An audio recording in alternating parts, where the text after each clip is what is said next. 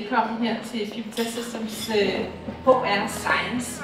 Jamen, jeg synes jo, det er fantastisk, at vi kan mødes 2 gange om året til sådan et event.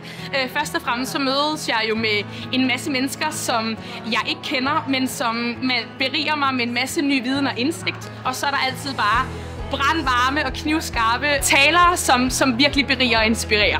Og det er vi jo virkelig glade for. I har været inde og kigge på data. For det første giver det nogle input, som jeg kan tage videre med tilbage til refleksion.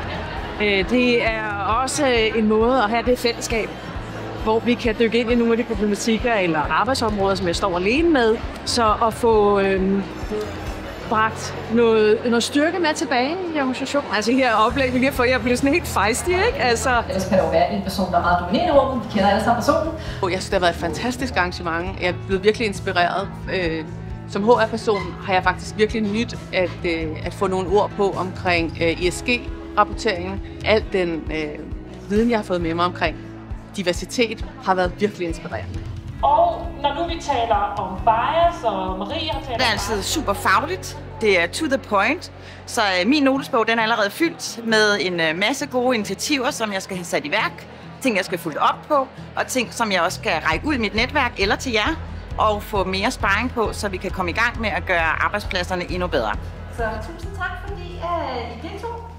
Rigtig godt.